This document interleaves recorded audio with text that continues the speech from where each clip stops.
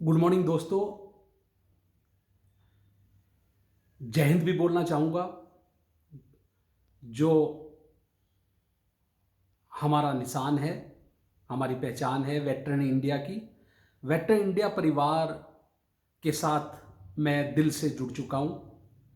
चाचा चौधरी जी आज अपना तीसरा एपिसोड इसमें ज्वाइंट होने के बाद आज पेश कर रहे हैं। देश के हालात कितने खराब चल रहे हैं ये मैं पूरे हिंदुस्तान को बताना चाहता हूँ, क्योंकि वेटरन इंडिया सैनिक प्लस सिविलियन सोसाइटी का एक परिवार है, एक ग्रुप है जिसे मजबूती प्रदान करना, जिसे सारे समाचारों से अवगत कराना हमारे जैसे ब्रांड एम्बेसडरों का काम है,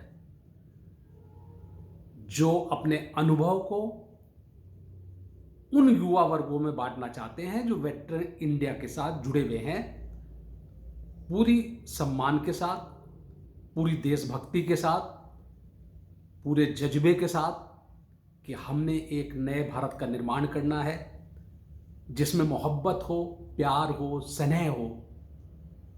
ऐसा ना हो कि आप सबसे पहले तो सेना का नाम अपने ग्रुप के साथ प्रयोग कर रहे हैं, इस्तेमाल कर रहे हैं, उसका फायदा उठा रहे हैं, जैसे कि शिवसेना। शिव नाम ठीक है, ईश्वर का नाम है, लेकिन ये सेना कहाँ से आ गई? सेना, याद रखना, जितने भी ग्रुप हैं, जितनी भी पार्टियां हैं, चाहे वो भीम आर्मी हो, आर्मी इज जस्ट लाइक सेना। इसका फायदा उठाना बंद कर दें। आदरणीय मोदी जी को हम विज्ञप्ति आज ही पेश कर रहे हैं कि सेना का इस्तेमाल, वैसे तो आर्मी ड्रेस का इस्तेमाल भी नहीं होना चाहिए। विश्व में कोई देश ऐसा नहीं है जहां पर सेना की ड्रेस का इस्तेमाल होता हो, एक दो को छोड़ के, जिसमें भारत नंबर 1 है। एक रिक्शा छाप, एक भिखारी, एक गुंडा, एक मवाली, एक पान वाला आर्मी की ड्रेस बाजार से खरीदता है और उसकी ड्रेस बनाता है, उसे पहन लेता है। उससे होता क्या है दोस्तों कि यदि उसने बलात्कार कर दिया किसी बेटी का, किसी को छेड़ दिया, तो नाम बदनाम किसका होता है? आर्मी का। ये बात, नाम हम बदनाम नहीं होने देंगे। प्रधानमंत्री जी को आज ही विज्ञप्ति जाएगी वेटरन इंडिया की तरफ से कि सर, अब तक जो चल रहा था वो चलता रहे, अब बर्दाश्त नहीं किया जाएगा। बिल्कुल तुम लोग सेना का इस्तेमाल करके शिवसेना हम सैनिकों पर ही अटैक कर रही है, और तुम्हारी माँ ने तुम्हें दूध पिलाया है इतना? तुम्हारे में हिम्मत होती तो एक आदमी मुकाबला करता ना उस 65 साल के बूढ़े आदमी का, बुजुर्ग आदमी का, नेवी अफसर का। तुम्हारे दांत तोड़ के निकाल देता 10 हाथ में। और यदि तुम्हारे ऊपर इतनी हिम्मत है ना, तुम में चैलेंज करता हूं तुम्हें, कभी भी किसी भी जगह तुम्हारे घर में घुस के वहां पर बुलाइए हमें, मैं आता हूं। 60 साल उम्र है मेरी। 20 साल से लेकर 60 साल की उम्र का कोई भी शिवसेना का बंदा आए और मुकाबला करके दिखाए, हम बताएंगे तुम्हें कि कमांडो क्या होता है और जंग कैसे लड़ी जाती है और कैसे जीती जाती है। एक बूढ़े आदमी को उसकी बेटियों के सामने घर से चुपचाप बुलाकर तुम साले दादागिरी दिखा रहे हो हैं? तुम अपनी मर्दानगी दिखा रहे हो। दुनिया गाली दे रही है तुम्हें। मैं सम्मान करता था 1979 में। मैं अपने शेर दिल इंसान से, जिन्होंने इसकी गठन किया था शिवसेना का, उनसे मिल चुका हूं दोस्तों। और ये शेर का जो जज्बा है ना, इसमें उनका भी योगदान है। 2 मिनट की मुलाकात थी, लेकिन मैं मान गया उस इंसान को जिसने ड्रग्स गुंडों से अकेला मुकाबला किया था। आज क्या हो रहा है? आज तो तुम साथ दे रहे हो, पुलिस पे तुमने हाथ धरा हुआ है, गुंडों को तुम छोड़ देते हो। नहीं तो सेना के ऊपर कोई हाथ उठा दे और उसे छोड़ दिया जाए। पुलिस प्रशासन की मैं गलती इसलिए नहीं समझता, वो तो दबाव में है। तुम लोग सालों उनकी पोस्टिंग कर देते हो, उनके बीवी बच्चे बेचारे पढ़ रहे होते हैं स्कूल में, छोटे छोटे एडमिशन करके, कितनी मुश्किल में एडमिशन होता है, तुम 24 घंटे में उनकी पोस्टिंग कर देते हो। तो वो तो डरते हैं तुम लोगों से। तो ये नेतागिरी जो है ना पुराने टाइप की, और ये नए टाइप की गुंडागर्दी वाली छोड़ दीजिएगा। शिवसेना को तो हम देख ही लेंगे अब, क्योंकि उन्होंने सैनिकों से पंगा लिया है ये। और सैनिक, हर वो इंसान सैनिक है जिसने सर पे कैप लगा रखी है, कमर में बेल्ट बांध रखी है। सुन लेना आज चाचा चौधरी की डेफिनेशन। उसमें चाहे पुलिस वाला हो, चाहे बीएसएफ वाला हो, चाहे नेवी वाला हो, चाहे एयरफोर्स वाला हो, और चाहे किसी और समूह का सैनिक हो, हमें इससे कोई मतलब नहीं। लेकिन यदि उसके ऊपर हाथ छोड़ दिया तो हमसे बुरा कोई नहीं होगा। शिवसेना ने तो आखिरी कील अपनी ताबूत में गाड़ ली है, उल्टी गिनती शुरू हो चुकी है। अदरवाइज 24 घंटे के अंदर माफ़ी मांगनी चाहिए थी। ठीक है, जोश में तुमने गलती कर दी। ठीक है, हमारे बूढ़े आदमी को, हमारे शेर आदमी को तुमने 12 आदमियों ने आके गेट से बाहर ले जाके मारा। वो तो कैमरा था, उसने सब कुछ कैप्चर कर लिया। सब नंगे हो जाओगे तुम, सारी दुनिया देख रही है तुम्हें, थू थू कर रही है, बच्चे थू थू कर रहे हैं। तुम्हें वोट डालेंगे? हम जनता से अपील करेंगे तुम्हें वोट ना डालें। ऐसे गुंडे लोगों को वोट डालना चाहिए जो कभी पुलिस वालों की पिटाई करते हैं और कभी उनकी पिटाई करते हैं और कभी बैंक मैनेजर की पिटाई करते हैं। कान खोल के सुन लेना, वेटरन इंडिया हिंदुस्तान ही नहीं, विश्व की सबसे बड़ा समूह है। सबसे ज़्यादा ईमानदार लोग इसमें मौजूद हैं। एक सैनिक जो इसमें जुड़ा हुआ है, उसके अंदर माजी दशरथ एक नहीं 10-10 हैं। इतना जज्बा है। 10 आदमी आप मेरे सामने ले आओ, 2 मिनट में दांत तोड़ के और नॉकआउट करके उसे नीचे डाल दूंगा मैं। इस उम्र में भी वो जज्बा है मेरे अंदर। ये छाती, ये देख रहे हैं कैसी आवाज़ फौलाद की है, ठीक है ना? कोई गोली नहीं बनी जो इसे पार कर जाए। और एक बात और सुन लेना, मौत से हम उसी दिन दोस्ती कर लेते हैं जिस दिन फौज में पहला कदम रखते हैं। अपने घर वालों को जब भी हम बाहर निकलते हैं, तो मैंने पहले भी बताया था कि हमारी स्कूटर की डिक्की में एक तिरंगा होता है जिसे हम अपनी माँ समझते हैं और जो कफन के रूप में हम अपने साथ रखते हैं हमेशा। और अपने घर वालों को बोल देते हैं कि ज़रूरी नहीं है कि हम अपने पैरों पे चल के आएँ, हो सकता है 4 पाँव पर चल के आएँ, लोग हमें इस तिरंगे में लपेट के लाएं। तो हम तो वो इंसान हैं। मैं आपसे क्या कहूँ यार, तुम्हें शर्म नहीं आती? शिवसेना के लोग जो 12 के 12 लोग हैं, चलो ये मैं उनसे ही बात कर रहा हूँ।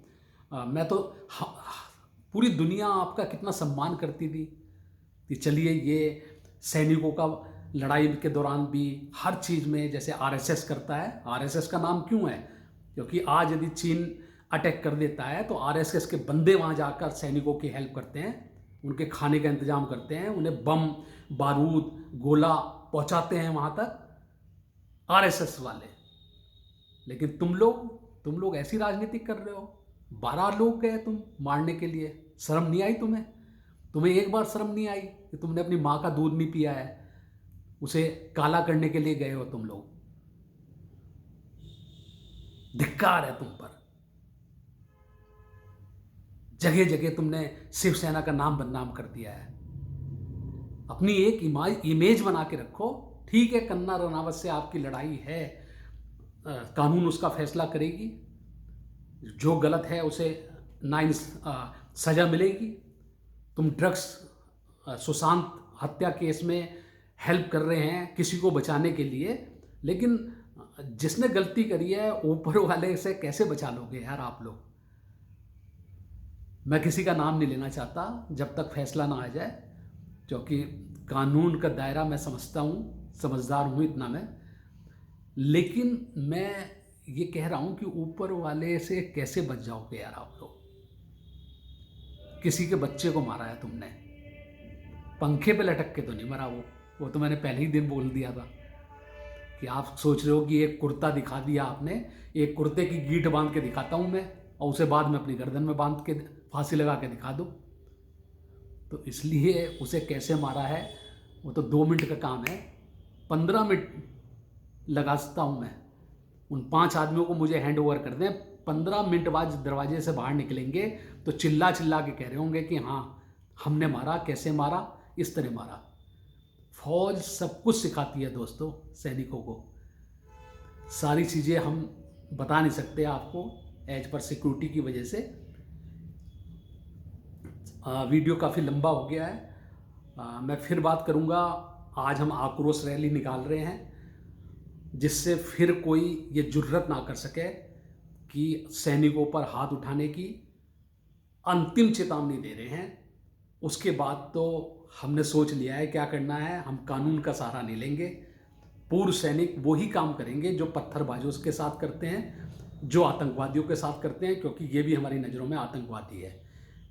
एक 40 साल सेवा करने वाले देशभक्त सैनिक के ऊपर हाथ उठाना कितना बड़ा जुल्म है, ये सरकार भी जानती है, सुप्रीम कोर्ट भी जानता है, पुलिस प्रशासन भी जानती है और आदरणीय प्रधानमंत्री जी भी जानते हैं।